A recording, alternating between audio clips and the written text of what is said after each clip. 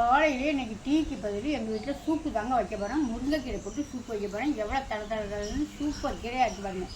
இது யாருக்குன்னு பார்த்தீங்கன்னா எங்கள் வீட்டு கையிலுக்கும் எங்கள் வீட்டு பொண்ணுக்கும் சூப்பு வச்சு அவங்க 2 பேரும் காலையில் காப்பி டீ குடிக்க மாட்டாங்க. அவங்க 2 பேருக்கும் வச்சிட்டோம்னா ஆட்டு ஒரு டம்ளர் காலையிலே சாப்பிடுவாங்க. இப்போ சூப்பு வச்சுருமா கையிலே. இப்போ வாங்க நான் எப்படி முருங்கைக்கீரை சூப்பு வைக்கிறேன்னு பார்க்கலாம். இப்போ முருங்கைக்கீரை சூப்புக்கு என்னென்ன போட்டிருக்கோன்னு பார்த்தீங்கன்னா முருங்கைக்கீரையை கட் பண்ணி போட்டுட்டேன். இது வந்து மிளகு, கொஞ்சோண்டு ஜீரகம், 2 பல்லு பூண்டு, ஒரே ஒரு சின்ன தக்காளி, ஒரு சின்ன வெங்காயம், வேணுங்கிற தண்ணியை ஊற்றிக்கலாம். இதை நல்லா கொதிக்க வச்சு இப்போ நான் எடுத்துகிட்டு வந்துடுறேன்.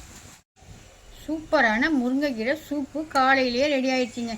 இந்த மாதிரி முருங்கைக்கீரை கிடச்சதுன்னா நீங்களும் ரெகுலராகவே வச்சு குடிக்கலாம். இல்லை கிடைக்கிறதுன்னா வாரத்துக்கு 1 தடவை 2 தடவை கூட வச்சு குடிக்கலாம்.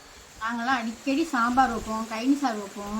முருங்கைக்கீரை எப்படியோ கொண்டுட்டு வந்து செஞ்சுருவோம். உங்களுக்கும் கிடச்சுன்னா இந்த மாதிரி நீங்களும் சூப்பு, முருங்கைக்கீரை சாம்பார், முருங்கைக்கீரை துவட்டல் இதெல்லாம் செஞ்சு சாப்பிடுவோம். முருங்கைக்கீரையில் அவ்வளோ சத்து இருக்குங்க. அவ்வளோதான். இப்போ வடிகட்டி ஆள் கொஞ்சமாக கொடுத்துடலாமா?